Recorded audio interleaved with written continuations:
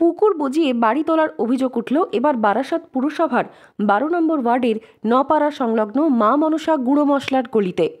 অভিযোগ, প্রয়াত অনিল চন্দ্র দে নামে এক ব্যক্তির পরিবার তাঁদের বাড়ি সংলগ্ন একটি পুকুর বেশ কয়েকজনকে বিক্রি করেন।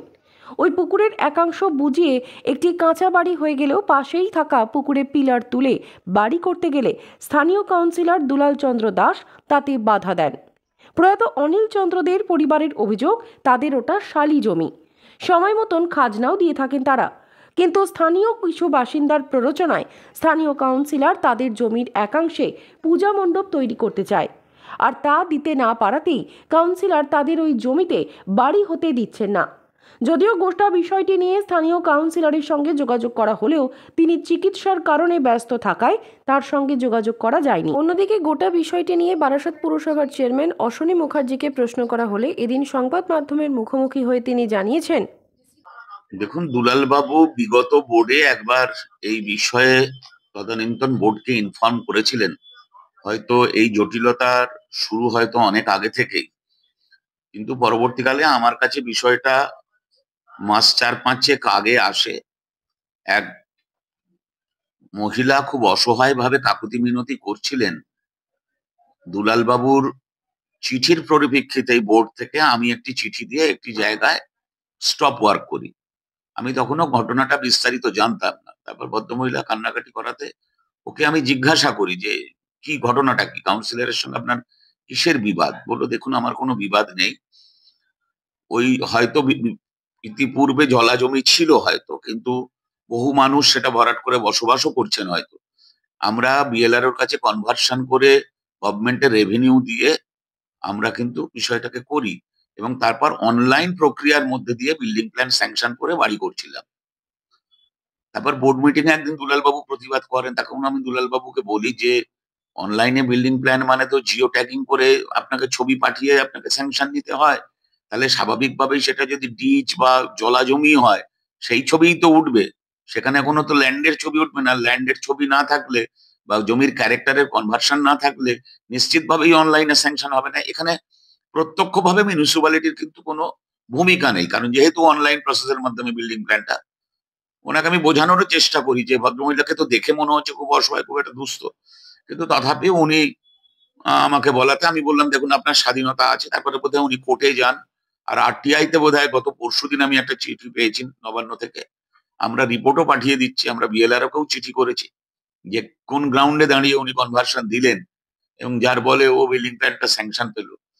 আমরা যথাসময়ে যথা জায়গায় আমরা আমাদের চিঠি জানিয়ে দেবো। এবং ঘটনাটা অনভিপ্রেত, এবং এর পেছনে একটা স্টোরিও আছে যেটা আপনাদের সামনে আমি বলতে চাইছি না। আপনারা যখন গেছেন ওখানে নিশ্চিতভাবে শুনেছেন আপনারা বিশদ কেন কাউন্সিলর এতটা অ্যাক্টিভ এই জমিটাকে। বাকি আরো জায়গায় নাকি যারা বসবাস করছেন বাড়ি করে তারাও নাকি ওই একই পোর্শনেরই জমি। তাহলে স্বাভাবিকভাবেই এর মধ্যে হয়তো পার্সোনাল কোনো ভিন্ডিকটিভ অ্যাটিচিউড কাজ করছে। সেটা দুলাল বাবু বিলক্ষণ বলতে পারবেন, কিন্তু তবে এই বোর্ড কোনো পুকুর ভরাটের পক্ষে নয়। আপনারা নিশ্চিতভাবে জানেন বারাসাতের একটা পুকুর নিয়ে আমরা আদালতেরও দ্বারস্থ হয়েছি এবং এখনো আমাদের পর্যবেক্ষণ চলছে, ডিএম সাহেবের সাথে কথা চলছে। এই বোর্ড এই ধরনের অনৈতিক কাজকে সমর্থন করে না। স্বাভাবিকভাবেই এতে বোর্ডের কোনো ভূমিকা নেই। হতে পারে ওই যে আপনাকে আগে বললাম, আপনি যদি সরেজমিনে এলাকায় ঘুরে থাকেন তাহলে নিশ্চিতভাবে আপনি কিছু উপলব্ধি আপনার হয়েছে। হতে পারে কিছু ঘটনা আছে বিহাইন্ড দ্য স্ক্রিন। আপাত দৃষ্টিতে সামনে মনে হচ্ছে হয়তো আমরা পুকুর ভরাটকে কেন্দ্র করে উনি কিছু বলতে চাইছেন, কিন্তু এতে মিউনিসিপ্যালিটির কোনো প্রত্যক্ষ ভূমিকা নেই। আমি ভদ্রমহিলাকেও চিনতামও না, বা দুলাল বাবুও কোনোদিন তার হয়ে কোনোদিন আমাকে কিছু বলেননি। কিন্তু দুলাল বাবুর বক্তব্য অনুযায়ী আগের বোর্ডে নাকি উনি একটা রিসিভিং এ চেয়ারম্যানকে চিঠি দিয়ে রেখেছিলেন। আমি বললাম যে শুধুমাত্র চিঠি দিয়ে তো দায় সারা উচিত নয়।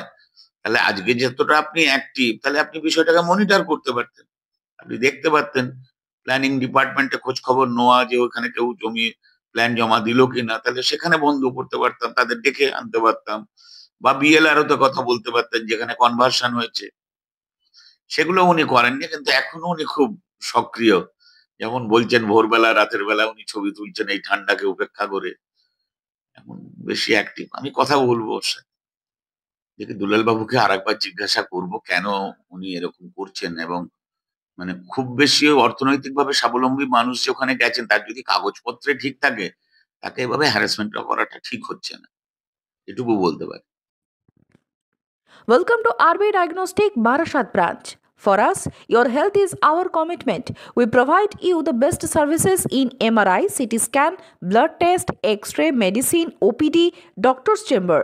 We are your comprehensive destination for advanced diagnostic and expert care. Visit our center, Mukti Apartment, 30/16, Joshua Road, Barashat, Kolkata, West Bengal 700124.